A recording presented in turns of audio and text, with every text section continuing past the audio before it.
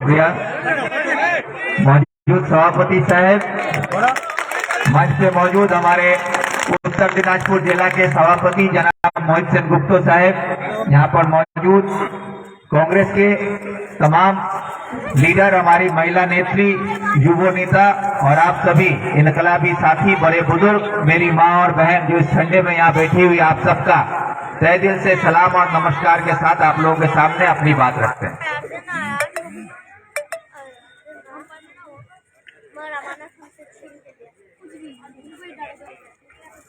आप लोगों को हम गौर से देख रहे हैं। आप लोग सोच रहे हैं कि मैंने भूल गया ना क्या बोलना, नहीं, भूले नहीं है। हम देख रहे हैं कि इस सर्द मौसम में भी जिस मोहब्बत और खुलूस के साथ, जिस जोशो खरोश के साथ आप लोग यहाँ पर डटे हुए हैं, ये इस बात को साबित करता है कि आप लोग आने वाले वक्त में देश की आजादी के लिए जिस तरह से हमारे बुजुर्गों ने लड़ाई की थी, अब देश को बचाने के लिए आप लोग लड़ने के लिए तैयार हो चुके हैं। और ये लड़ाई की शुरुआत पांजीपाड़ा के शाम बागान से हो रही है। और यहाँ पर मैं देख रहा हूँ कि हमारी माँ बहन, छोटी छोटी बहनें, बच्चियां, हमारे छोटे छोटे मासूम बच्चे यहाँ पर मौजूद हैं। उनके चेहरे पे भी जो मुस्कुराहट है, उनको भी ये यकीन है कि कहीं ना कहीं आज इस मंच पे जो लोग खड़े हैं, जो यहाँ पर तकरीर रखे, जो नेता लोग बैठे हुए हैं या जो तादाद है, ये उनके मुस्तकबिल को संवारने की लड़ाई की शुरुआत हो रही है। और ये शुरुआत इस मंच से होगी और कांग्रेस के झंडे के तले होगी।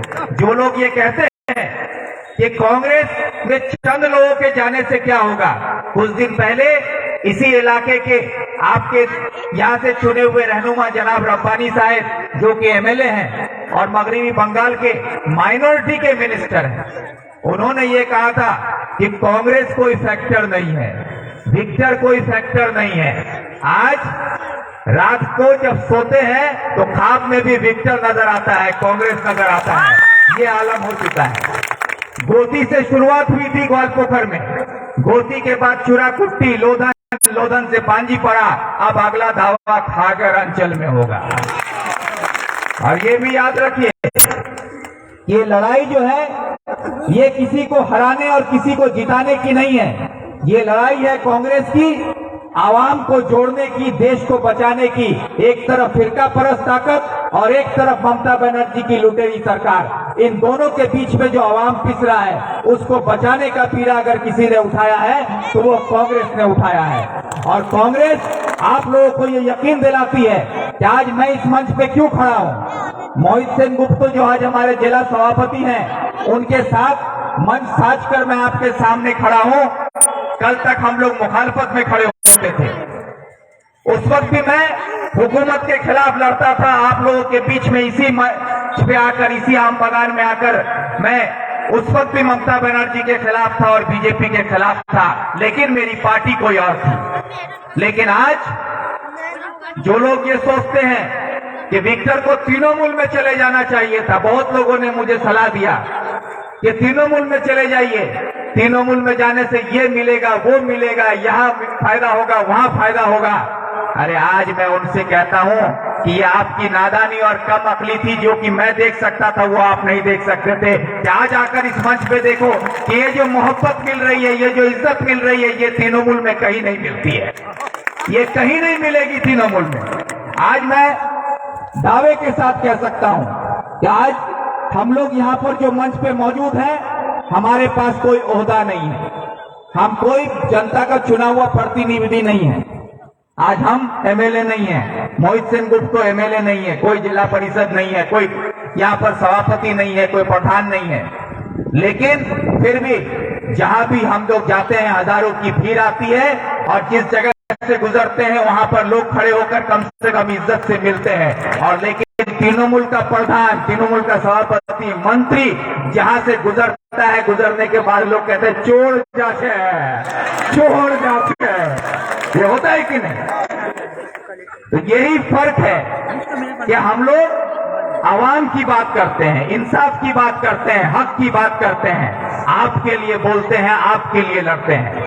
इसलिए इस ठंडे में भी आज जो आप लोग यहाँ पर इस मोहब्बत के साथ हम लोग का इस्तकबाल कर रहे हैं। आज जो हमारे नौजवानों में इस सर्दी से लड़ने का जो जोश है, क्योंकि हमारे खूनों में रवानगी है, हमारे अंदर हरकत है, और हरकत जाओगी वहां बरकत होगा। और ये उसी हरकत का नतीजा है कि भारत जोड़ो यात्रा में आज ये सवाल उठाया जाता है कि राहुल गांधी एक टी शर्ट पहन के कैसे घूमता है, राहुल गांधी को ठंडा नहीं लगता है। अरे राहुल गांधी भी हमारी तरह हार मास का बना हुआ एक इंसान है, उनको भी सर्दी लगती है, गर्मी लगती है, लेकिन देश में जिस तरह का लूट और अफरा तफरी का माहौल बना दिया गया है, देश के किसानों के मासूम बच्चों के मुंह से निवाला छीन लिया जा रहा है जीएसटी के नाम पर, जिस तरह से लूट मचाई जा रही है, बेरोजगारी को बढ़ाया जा रहा है कि फाका कशी का आलम बढ़ता जा रहा है, हमारी माँ बहनों को इज्जत आबरू लूटी जा रही है, ठंड में लोग मर रहे हैं, उनके सर बदन से कंबल खींच लिया जा रहा है। ये जो मैं कह रहा हूँ ये ऐसी नहीं है। अगर आप इसको देखें, महंगाई की वजह से लोग सर्दी का कपड़ा नहीं खरीद सकते हैं, महंगाई की मार की वजह से बच्चों को तालीम नहीं दे सकते हैं, महंगाई की मार की वजह से हम अपने बड़े बुजुर्गों का इलाज नहीं करा पा रहे हैं, महंगाई की मार की वजह से किसान खेती नहीं कर पा रहा है, फसल का कीमत नहीं मिलने की वजह से बच्चों को तालीम नहीं मिल रही है। ये सारी चीजें इन सब चीजों से जुड़ी हुई है जो कि बीजेपी की सरकार दिल्ली में बैठ के कर रही है, और हजारों की तादाद में, लाखों की तादाद में, करोड़ों की तादाद में देश में लोग आज बेरोजगार हो रहे हैं, सर्दी से ठंड से मर रहे हैं। आपने देखा होगा अगर वो वीडियो राहुल गांधी का, जब उन्होंने एक प्रेस कॉन्फ्रेंस करके कहा था, उनसे पूछा गया कि आपको ठंड नहीं लगती, तो बोला था कि मुझसे पूछने से अच्छा है जाकर देश के उन हजारों किसानों से पूछो जो सर्दी में एक स्वेटर खरीदने की तहसीयत नहीं है, उनको ठंड लगती है कि नहीं, जाकर पहले उनसे पूछो। ये सवाल का जवाब था उनका।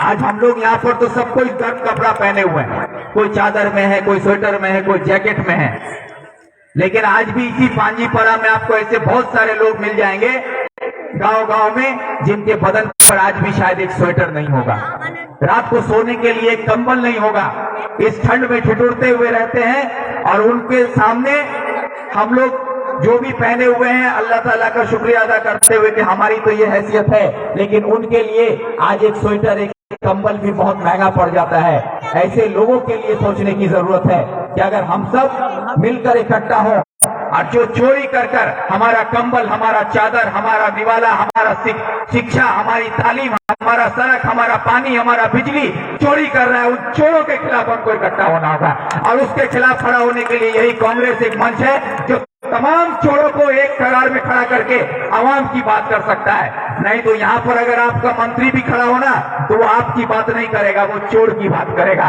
कि मेरा प्रधान साहब ये कर दिया, मेरा दीदी वो कर दिया, मेरा भाई ये कर दिया। अरे दीदी भी चोर, तुम्हारा भाई भी चोर, तुम भी चोर, तुम्हारा प्रधान भी चोर, तुम किसकी हिमायत कर रहे हो?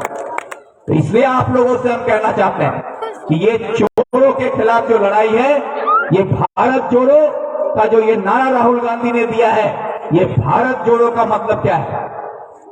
भारत के लोगों को जोड़ना है, हिंदू मुस्लिम सिख ईसाई को जुड़ जाना होगा, गरीब किसान को जुड़ना होगा, मां बहन बेटियों को जुड़ना होगा, बेकार नौजवानों को जुड़ना होगा, बेरोजगार नौजवानों को जुड़ना होगा, बड़े बुजुर्गों को जुड़ना होगा, पढ़े लिखों को जुड़ना होगा, हर किसी तबके के लोगों को, कारोबारियों को जुड़ना होगा, हर किसी को जुड़कर एक मजबूत भारत बनाना होगा। ये उसकी शुरुआत है, उसी का नाम है भारत जोड़ो। आज हम वामपंथी करते थे, वामफ्रंट क्यों करते थे? क्योंकि वामफ्रंट गरीबों की बात करता था, वामफ्रंट गरीब के लिए लड़ता था, यही सोच के हम लोग लड़ते थे। लेकिन आज अगर आप देखें कि कांग्रेस पार्टी में हम क्यों हैं, क्योंकि राहुल गांधी जो बोल रहे हैं जल जंगल जमीन, जल जंगल जमीन की बात कौन कर रहा है? राहुल गांधी। गरीब की बात कौन बोल रहा है? राहुल गांधी। किसान को हक दिलाने की बात कौन बोलता है? राहुल गांधी। देश में पूंजीवादियों के हाथ से पूंजी छीनकर गरीबों में तकसीम करने की बात कौन कर रहा है? राहुल गांधी। आज वो हर बात जो वामपंथी बोलता था वो सारी चीजें आज राहुल गांधी बोल रहा है, सारी लड़ाई राहुल गांधी लड़ रहे हैं, सारी लड़ाई कांग्रेस लड़ रही है। तो हम वहां क्यों रहे? हम जब गरीब के साथ थे तो गरीब की बात जो बोलेगा, गरीब के लिए जो लड़ेगा, हम सब उसके साथ रहेंगे। यही होना चाहिए हम लोग। इसलिए हम सबको इकट्ठा होकर कांग्रेस के साथ चलना है। आज यहाँ पर कुछ सवाल हम उठाना चाहते हैं, क्योंकि पांजीपरा की सरजमीन पर जब हम खड़े हैं तो पांजीपरा में अक्सर ये गाना गाया जाता है मंत्री साहब के तरफ से, उनके पार्टी के कारकुनों के तरफ से, कि ग्वालपोखर में बहुत तरक्की हुआ है। सारी तरक्की ग्वालपोखर में। मैं कुछ सवाल उठाना चाहता हूं कि अगर तरक्की का नाम मंत्री साहब का 7 करोड़ का मकान है इस्लामपुर में, उसको तरक्की कहते हैं। उनका भाई गुलाम रसूल 6 करोड़ का मकान लिया है किशनगंज में, उसको तरक्की कहते हैं। ये हम गिना रहे हैं, उंगली दिखा के बोल रहे हैं। इस बात से इनकार कर सकता है रब्बानी साहब कि 7 करोड़ का मकान इस्लामपुर में नहीं है? आप लोग भी हाई स्कूल के टीचर यहाँ पर मौजूद है, मंच पे भी हाई स्कूल के टीचर मौजूद है। रब्बानी साहब भी एक हाई स्कूल का टीचर है। उनकी अहलिया वो एक प्राइमरी स्कूल की टीचर है। एक हाई स्कूल का टीचर 40-45 हजार रुपया तनख्वाह पाते हैं, 50 हजार रुपया तनख्वाह पाते हैं। तो 40-50 हजार रुपया तनख्वाह पाने वाला आदमी 7 करोड़ का मकान बना लिया। फैसल मौजा में करोड़ों का जमीन खरीद के रखा है। ये सब कहां से आ रहा है? ये आपका पैसा है जो लूटा जा रहा है। बेरोजगारी के मार में पूरा देश झुलस रहा है। नौजवानों के पास काम नहीं है, रोजगार नहीं है। अपनी जरूरतों को पूरा करने के लिए नौजवान यहां से वहां भटक रहा है, दिल्ली, पंजाब, हरियाणा, मुख्तलिफ शहरों में जाकर काम खोजने की तलाश में है और वहां पर हादसों का शिकार होता है। आज हम लोगों के पास में इस्लामपुर में जागीर बस्ती, जैसल के जागीर बस्ती में एक पूरी परिवार सिलेंडर फटने की वजह से खत्म हो गया। क्यों? अपनी सरजमीन, अपनी मिट्टी छोड़कर उसको क्या जरूरत है वहां जाकर बसे रहने का, वहां जाकर रोजी रोटी की तलाश में। और आज उसके लाश जब यहाँ पर लेकर आया गया, पूरे इलाके में मातम छा गया, पूरे इलाके के लोग गमजदा हैं। कितना बड़ा हादसा कि एक पूरा परिवार खत्म हो गया। और यही सरकार में आई ममता बनर्जी ने कहा था कि अगर मेरी सरकार बनती है, मामाटी मानुष की सरकार बनती है, तो दिल्ली पंजाब जीते होवे ना, कॉल कारखाना इखाने होवे। बोली थी कि नहीं? यही रब्बानी साहब बोल रहे थे कि दिल्ली जीतने से आप दिल्ली पंजाब नहीं जो होवे, यही से सबला होवे। कहा गया? क्यों आज हमारे लोग दिल्ली पंजाब हरियाणा में जाके बेमौत मर रहे हैं? क्यों अपने परिवार को पालने के लिए दिल्ली पंजाब हरियाणा में जाकर वहां पर महीनों महीना रहना पड़ता है? नौजवानों को हादसों का शिकार होना पड़ता है, परिवार यहाँ तिल मरता है। इसके लिए कुछ नहीं सोचते हैं और तरक्की के नाम पर सिर्फ अपनी तरक्की दिखा रहे हैं।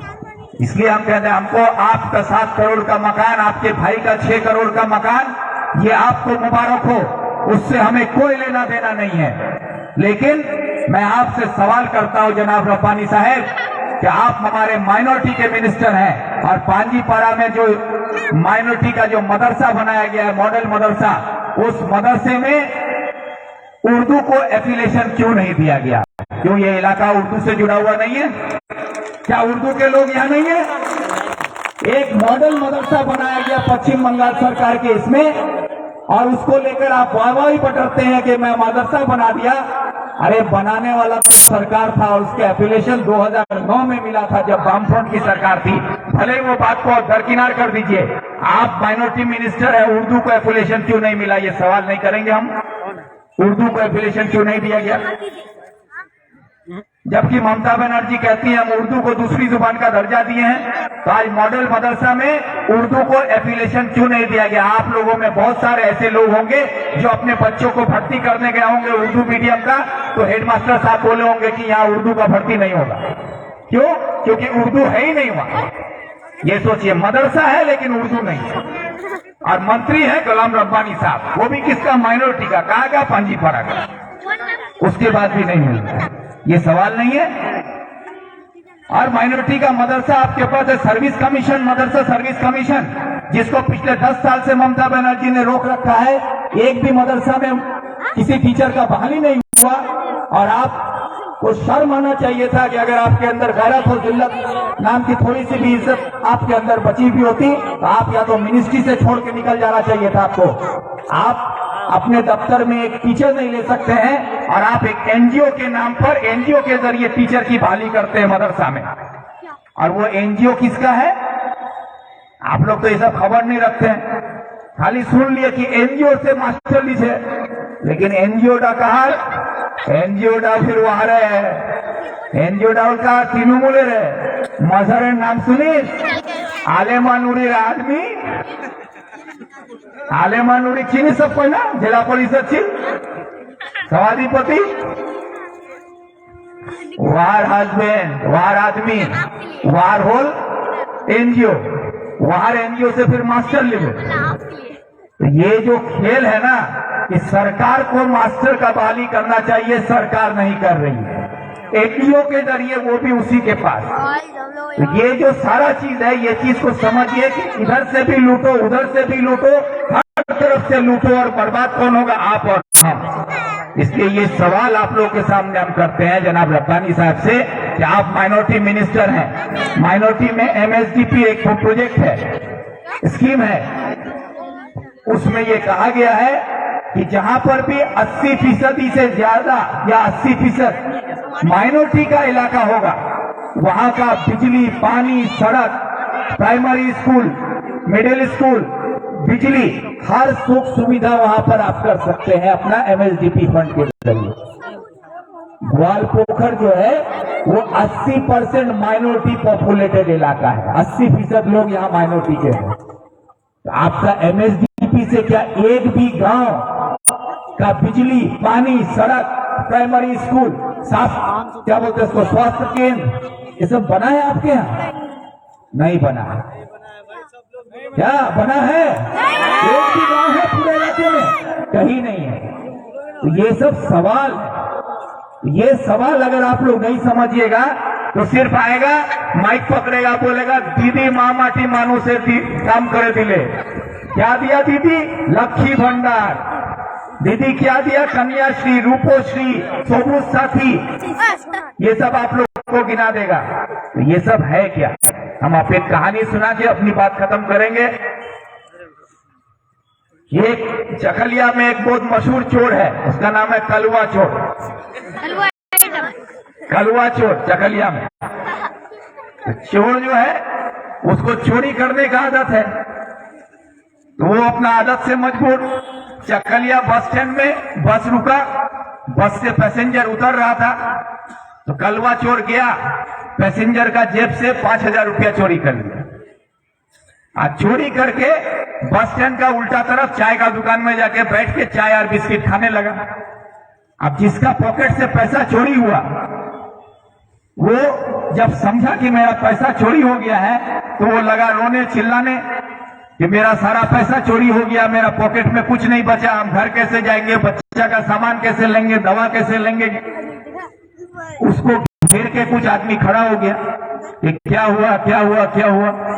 वो अपना कहानी सुनाने लगा कि मेरा सारा पैसा चोरी हो गया, रोने लगा, चीखने लगा। तो उसका चीखना चिल्लाना जो है वो चोर भी बैठ के सुन रहा था, कलवा चोर भी देख रहा था। तो कलवा चोर फिर उठ के गया उसके पास, जाके बोला क्या हुआ? तो बोला कि मोर सबका टाका चोरी हो गया, 5,000 चिल 5,000 टाका चले गए, मोरली की कुछ नहीं है।